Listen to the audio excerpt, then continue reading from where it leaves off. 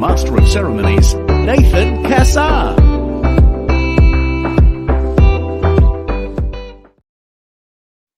Well, welcome, and get ready to satisfy your sweet tooth and dive into the delectable world of wedding cakes this episode on the Justice Plan TV and podcast show.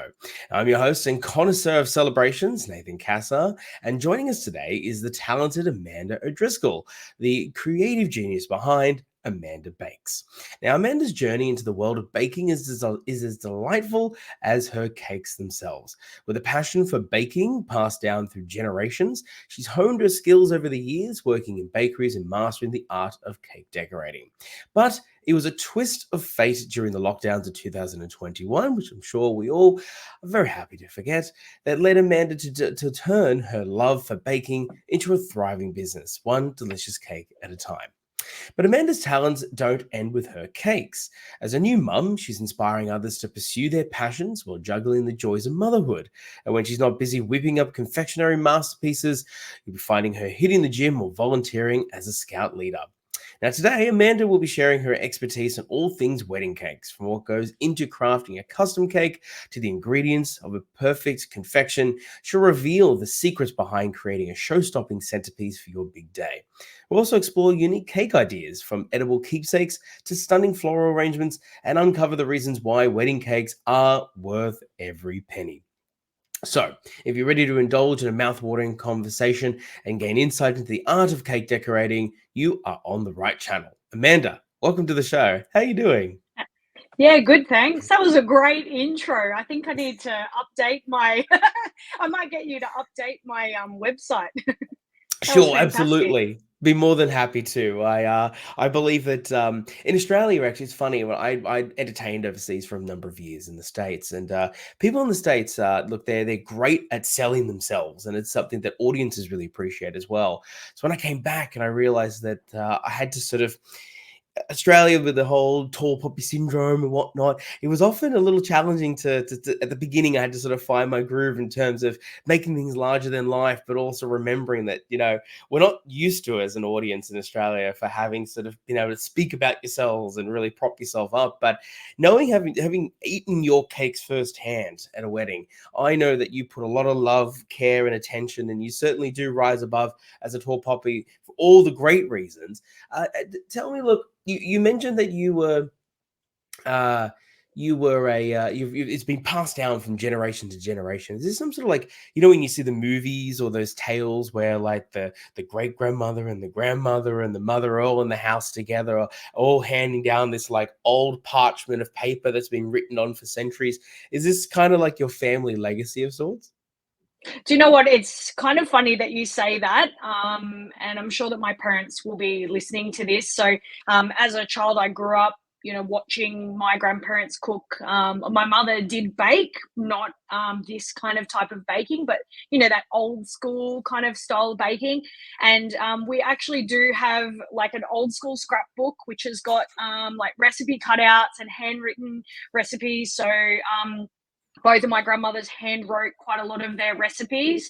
I couldn't tell you if they've been maybe passed down from their mothers, but I would expect that some of those probably are. So I do definitely have recipes that, are definitely, I guess, vintage, if that's the kind of term that you want to use. I don't use them for my cake baking, because cake baking and decorating has evolved quite a lot over the years, but definitely some of those recipes get pulled out. And just like any kind of baked good, which is the thing that I love about baking, is that there's an element of nostalgia or memory that comes back. So there are certain baked treats that we definitely enjoyed as kids at our grandparents' place. And, my brother and my cousins could probably tell you that there's certain things we'll go, oh yeah, that takes you right back to when you were a kid in, grandma's house.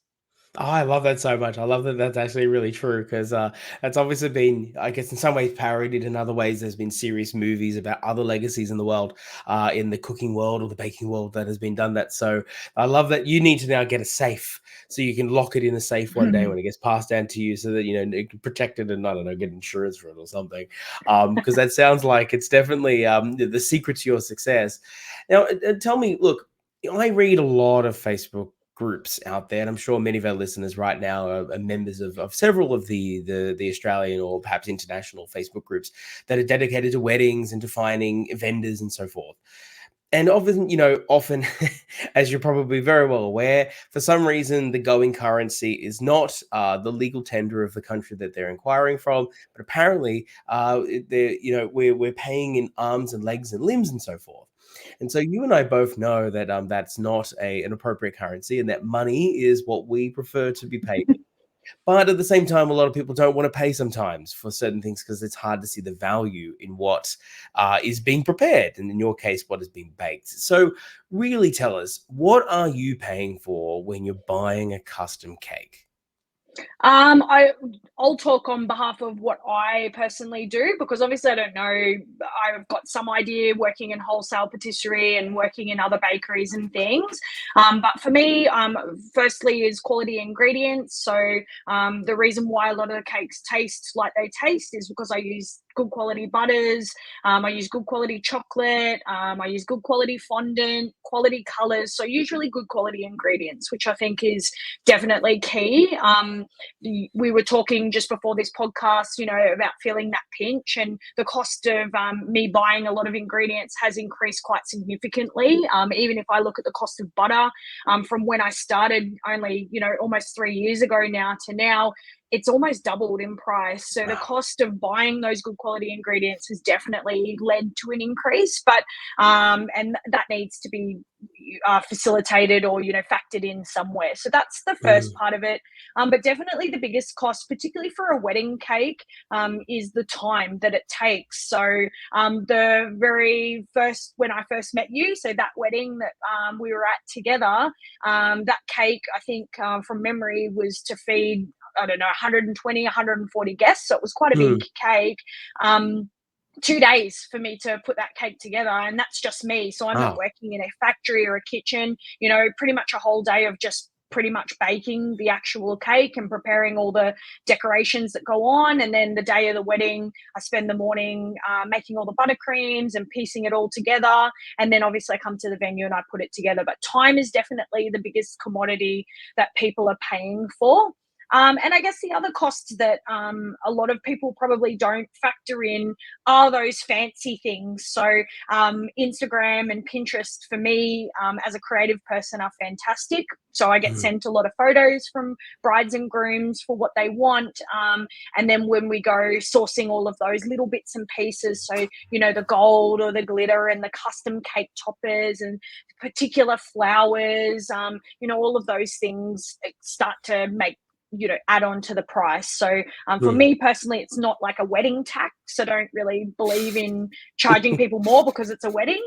But when people realize that it takes, sometimes 2 days, up to 2 days to put a cake together, and you've got all of the tools that you need to have to make that cake, and sometimes I've got to go out and buy extra, particular things. So like a Mm, buttercream mm. comb to get a particular effect, or maybe a particular color, or whatever it might be.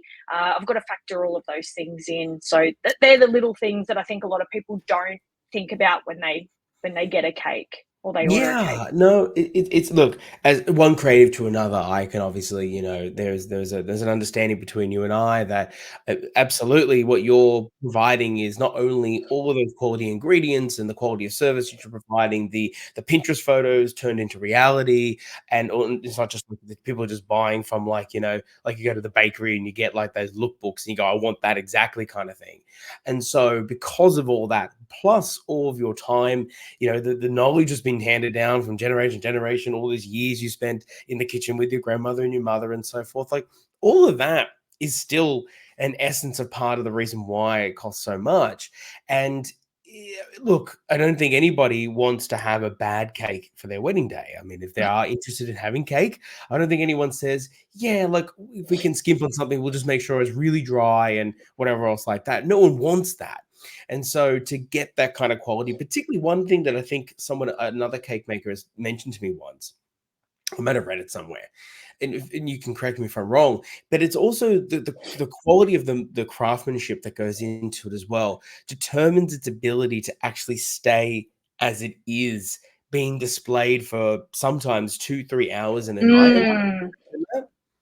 Yeah, so there's a lot of, I guess, hidden stuff that happens. So that particular cake that you tried was a three-tier cake. Within Mm, each one of those layers is multiple dowels. So that's what we would call them. So whether they're wood or straw or whatever that they might be, kind of in terms of shape. Underneath each one of those layers is also another cake board. So the whole structure itself is stable. And then there's usually one big central dowel that holds that whole cake together. Because, like you said, it needs to be structurally sound. It gets moved from wherever it is into the kitchen to be then kind of disassembled and cut. And yeah, sometimes, especially in Australia, the cake has to last sometimes the weather and the elements. mhm. So yeah, there's lots of different things that definitely go into it. It's not just you can go down to the shop and buy yourself a tub of fondant and a pre-made cake and kind of slap something together. I mean, you could do that, but Yeah, so whether it you could totally survives do that. is Yeah, I mean, if you want your wedding is sponsored probably by a another thing. yeah, like a Woolworths mud cake for everyone. Like, I mean, everyone loves Woolworths mud cake, but I mean, how many people want that for their wedding? I don't know. Totally up to you. But all the weddings that I mean, it's been, look, I've done, to date as of this recording, I've done, over about 120 weddings so far. And in the last 3 years, I can confidently say that only about 10 of those have not had a cake. Or they've not had a cake in the traditional sense of, the flour cake, whatever. They've had like some other arrangement of tiers of something that's meant to resemble a cake. So at the end of the day, even if it's not the kind of cake that you bake, the idea of having something to centerpiece, to give away, to Yeah. be tiered, it's still a central part of what we do in today in Australia in particular, but I would argue most Western countries. And so as part of the celebration, so a cake really isn't going away anytime soon. So I think there is a really good note to ponder on, which is, yeah, all those things you're not seeing in the background, and also just you knowing how big of a cake it is for 120 people versus even something as benign as say 130 or 140 or 150. I think it's there's a lot that goes into it. So I certainly hope people listening, just believe us when we say that limbs just aren't a good currency anymore. Unfortunately, the Yeah, Australian I dollar can't is do much, much. unfortunately, with one of those. Now, tell me, look, you mentioned before that you get a lot of ideas from people proactively, them saying, oh, I saw this on Pinterest, I saw this on Instagram, I saw this from perhaps another cake maker who perhaps, but they really vibed with you. And so they're willing to, or maybe you're in the area. So obviously it makes more sense to get a cake from you versus across the country. So tell me, even what are two things here? One, what are some of the sort of the most popular ideas and decorations for cakes and so forth that people present to you or that you often find yourself doing? And then two, more interestingly, in fact, what are some of the most like grandest ideas and cakes you've put together? So in terms of popularity, I feel like that I do have a very niche type of cake that I do. I'm quite upfront with brides and grooms. I've been definitely given some amazing cake ideas, and I was like, wow, I wish that I could make that. So for example, I don't really do a lot of fondant work, particularly as in cakes that are covered in fondant. So I do Mm, a lot of small handmade decorations. You've probably seen some of the kids' cakes and things that I do. But mm, there are certain things or techniques that I know that I can't do, and I definitely wouldn't want to be kind of test running that for someone's wedding, let alone agreeing to do that anyway. So I think that with knowing that I always say to people I specialize in buttercream style cakes.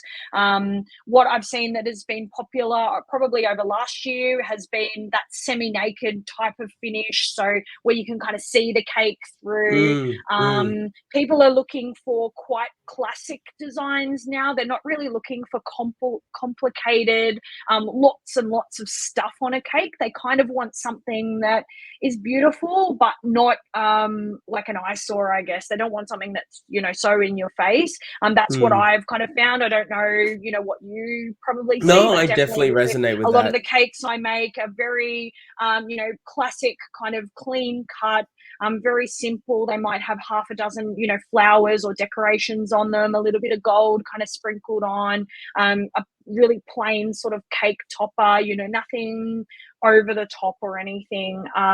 So that's what a lot of that I find is just kind of my style. So that's probably Mhm. why I've done a lot of those sorts of cakes. Hmm. Probably like in terms of the grandest that like what that I've actually made or that I've seen. That you have done personally. That I have done is definitely it was that one wedding cake that, I did when, you were Oh, emceeing that wedding. really? Wow, I'm so Yeah, glad it I'm was so just glad to the have seen it. but it was just the biggest cake, that I'd done, and it's probably has been the biggest cake that I've done, period, for any wedding. It was for me, it was quite grand because it was just so. And the photos don't really give it, and the photos Mm. never give any justice to the perception and the size of everything, but just the sheer size of that cake. Like I remember when I was making that bottom tier, putting my head like right next to it so that you could kind of gauge the grandeur and the size of that cake. Like it was Were just you so nervous huge. putting it together? Oh yeah, every single time I put a cake together, and I don't think I think that most cake decorators are probably the same because you care so much, you put so much energy and so much effort in, and you want Mm, it to be amazing because it's someone's special day. You want it to mm. be perfect, and you want them to look at those photos and go, wow, that was, it was exactly what I wanted, or it was better than what I wanted. So I'm always shaking like a leaf, particularly when I've got to put, the smaller, intricate details together, because you just know that you don't have room for really much to go wrong. So, No, you really don't. I've got to ask you the old well, I guess older tradition now. I guess in 2024, the concept of particularly in like sort of more Mediterranean weddings where you keep the top layer and you put it in the freezer and you have it at some point in life, like my parents did, for instance. That I'm beginning to see that really go away. Am I getting the right vibe on that? yeah, I've never. I always ask. So part of I guess the what you're paying for. We were talking about that before. Is that there's a lot of different questions and things that I want to ask and know, and the bride and groom might not understand why I need to know that. But that's one of the questions I usually ask: is that are you planning on keeping the top tier, or would you like me to make you a smaller cake that you can freeze and keep and pull out on your first wedding anniversary, because that's when you're supposed to have it, right? Is your Yeah, I first think wedding so. anniversary. So, Yeah. I mean, when we got married, we didn't even do that. We went back to the same cake maker and we got them to make us the same cake that we had, Oh, that's and we nice. used the same cake topper that we had on our wedding cake, on that cake. So, just as I guess a little bit of a celebratory thing. But no, I haven't had any bride and grooms who've said to me, yes, we would like a to keep the top tier. So Mm, it mm. is a bit of a fading tradition. I've noticed it. Yeah, definitely. I'm not having to worry about it as much. Although still, I will always ask my couples to make sure that they cut at the bottom tier rather than the top. For many different reasons, stability being one, the biggest one. But of course, knowing that maybe perhaps I'm cutting into the wrong tier if they happen to tick that box and I wasn't aware of it. So, but yeah, I have noticed it a lot. It's not really happening as much. Maybe only about 10% of my couples in the last 3 years have done it. So I definitely resonate a lot what you said about the sort of the naked look of the cakes. I'm seeing a lot of alternative style cakes out there, particularly those watermelon style cakes are coming back. I know it's different to your Yeah, particular and style, cheese. but Do you know what cheesecake? So like literally not cheesecake, but yeah, cheese layers I've of had this. cheese that I've had people this can twice go. now. Twice I've had two weddings like this, and it is amazing because yeah, you're able to get those platters that come out afterwards, and people are just munching in all these different types of styles of cheese that you've never seen before. So it's really great to see. I'm sure you're really inspired by the fact that there's a lot of different artisans out there now that are really taking the concept of that centerpiece, quote unquote, cake, and turning it into something that perhaps isn't the conventional style, but is something that Mm. sort of represents the flavor of the craft regardless. Have there been, on that sort of note, have you seen? I'm glad you brought up the cheese one because I think people are in the audience like, really? And they're like going to Pinterest right now to find out examples. But have you seen any others? Because I'm going to throw one in the mix. I've recently had a cannoli tower cake. Oh, well, I've done a cupcake tier, like I guess, wedding cake as such. So I Mhm. had couples that did cupcakes, which I guess in sight and light of COVID, it's probably a really COVID safe, way to do a cake. Mm, I think mm, it's, you've really got to want to make sure that you've got enough cake for everyone. That would probably be my only concern. But yeah, mm. the cheese one is definitely a big one that I've seen. I think from when we traveled back overseas, it's definitely becoming quite a big thing over in those European, style countries. Mm, So when we mm. were back in Ireland, my husband's Irish, we were back there, and yeah, these cheese cakes as such were like a thing that's kind of happening. So, but I do see that there's probably such thing, as I've seen donuts and, Oh, all yes, of those yes, kinds of donuts, things. I'm yeah. sure you could kind of do anything really if that's your flavor. I think that's the nice things about weddings, right? I mean, at the end of the day, I have a lot of couples. I'm sure that had you. The ask it's kind of the same similar questions like, can we do that? Is that possible? And I mean, Mm, if it's as long as it's not unrealistic or completely, impossible, it's like, yeah, like of course you can. It's your wedding. Like I know I don't mean to sound so matter of fact about it because obviously we do so many weddings, so we don't try not to be so whatever.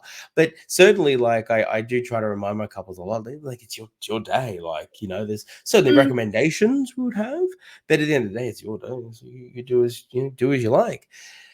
I'm curious because I remember when I saw the cake that you put together, you were very careful about making sure that, and I'm sure this was much to do about the pre-plannings you mentioned just before about what goes into making the cake and design in the first place. When designing a cake, how important or not important or more of an emphasis, less of an emphasis do couples typically put into the, hey, our florist and our decor and our stylist has put together this particular arrangement, or they're using these flowers, etc. We would like to make sure that the cake represents this or is integrated in this way, and our styling is somewhat reflected upon the cake design. Do you often get that question? Yeah, it's very couple dependent. So you've got those couples, and I'm sure you know what I'm talking about here. That you've got those couples that are really hyper organized and they want everything to be, they've got a very clear vision about what they want, and they know they're very particular. And yes, there's been many weddings where I've done cakes where I have traveled out to the florist that's done their bouquets and is doing all of their reception flowers and collected specific flowers to put on their cake, right through to other couples who are like, I think something like this would be nice, or what do you recommend? Mm. And we're happy as long as it's kind of just white and maybe a bit of pink or something. So I've really had quite a big span of couples that I've worked with and that's kind of what it looks like. And I think it's just depends on what they're like. You've got Yeah. those people that are really organized, and you've got people that are. It's not that they're unorganized; it's just that they don't. It's not that much of a importance to them. They're just happy to have a great tasting cake that looks beautiful, and I guess they kind of trust you in some ways and just say, we trust you to do what it is that you do. No, it's an excellent point. I always am a big advocate for trusting vendors. At the end of the day, you're paying us already for. There was something that sparked at the very beginning of our conversation, so carry that through to the end, and trust us with that. I think is a really great message to leave with. But we're Mm. not leaving you just yet because I have one more question about cakes, and then we've got a couple of quick fires I'd love to throw at you. I promise nothing too scary, but I would love to know what is your favorite cake flavor, and what is the most popular one that you get asked to do? I knew you were going to ask me this. The flavor palette, um, I had loads and loads of different flavors that I kind of trialed when I very first opened this business, when I was only doing cupcakes, really. Mm. So I had a pretty good idea which ones would be popular and not. I'm still vanilla. I'm the same with ice cream. I'm very vanilla. I like a classic vanilla cake. It's still my favorite, and I don't mind a little bit of something additional to it, but I still like, a good plain vanilla, good quality vanilla cake.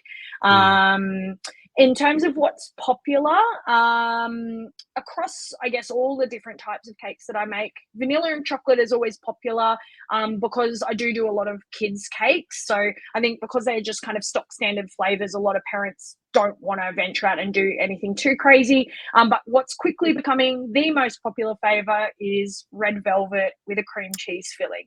Yeah. If you have a really good quality recipe, which I am so grateful that I have, thanks to doing a course at the Australian Patisserie Academy, Oh, wow. that recipe that I've got is just, it's amazing. And anyone who's had it is like, this is my favorite flavor. It's absolutely beautiful. Well, folks, you've heard it here first. I think you need to, if you're still looking for cakes, I think you need to try out that award-winning, world-inspiring red velvet. I've had a number of cakes recently with red velvet, and I think it's a very popular flavor, to the point where when people cut into it and they go, "Oh, it's red velvet," you kind of wanted to make sure that it really tastes good, because otherwise you get so disappointed if it's really bad. Yeah, I think because there's a common misconception. People think that red velvet is just chocolate cake with red food coloring in it, and that's not actually the case. It's a total different blend. But Yeah. if you would have asked me this question, Nathan, like a good couple of years ago, I Mm. would have said to you salted caramel, because that was the flavor Mm. at the time that just seemed to be really popular. Lots of people were doing, salted caramel cake with salted caramel filling in it. So Yeah. Wow, it's amazing. I love how trends continue changing. That's what I love the most about mm, this industry. We just got to keep up with it and roll with the punches and keep giving the people what they want. Let them eat cake, yeah. as someone once said. So I've got a couple of questions for you. Love just the first thing that comes to mind before we wrap up, and we can find out how people can find out how to taste your wonderful cakes at their weddings. First question: what is one question that couples should ask you when they want to work with you? One question that they should ask me. Oh wow, what a good question to ask. I think that they should probably ask about what the day will look like, or what information do I need to know, so that I don't have to basically bother them or ask them anything leading up to their wedding. So, what information should I know? Do you know what I mean, about the day? So, like, what time are they planning on being at the venue? What time will their guests be there? So, all of that sort of information that happens. So, those kind of time frame logistics is helpful to me. No, perfect. Love that. And one other final question, very philosophical. What is your why? Look, we were talking at the start of this about cakes evoking memories, or baking evoking memories, and I love what I do. And my favorite thing to hear back is when people will remember. They go, "Oh, last year you made whatever cake, or you made this cake for my friend, or my mom, or my whatever." There's something about memories that are created around baked goods, and I think that that's the thing that really drives me, and why I love what I do. That's fantastic. I absolutely love that answer. Amanda, look, I could continue talking about one of my favorite things, which is cakes, because I always I'm get sure. very excited when the cake comes out, and always make sure I grab a slice before I head home at the end of the evening as well. But in the meantime, how can people find you on the interwebs? How can they get in touch? How can they look at all your wonderful cakes and potentially, book you and get a tasting together and so forth? My website is amandabakes.com.au. All my socials are on there as well. So I'm on Instagram, which is really great, easy way to have a look and view all of the cakes. You can also see my Instagram feed on my website as well. I'm on Facebook, so you can have a look there. So facebook.com/amandabakes.com.au. And I'm also connected in with Avia as well. So Avia Weddings, and I've got a profile on there, so you can have a look specifically at wedding cakes and read some of the wonderful reviews from some of the brides and grooms that I've worked with. Fantastic. Well, Amanda, I will leave you back. I'll leave you to being a supermom and a volunteer and a world-class baker. But in the meantime, thank you so much for sharing your insights, and I cannot wait to taste another one of your cakes in the future. Fantastic. Thanks, Nathan, for having me. Thank you for joining us for another episode of the Just As Planned Wedding Podcast. Please like and subscribe to let me know that you want more videos just like this one. And of course, please follow us on our socials at Just As Planned Wedding on Facebook, Instagram, and YouTube for more expert insights to help your wedding go just as planned.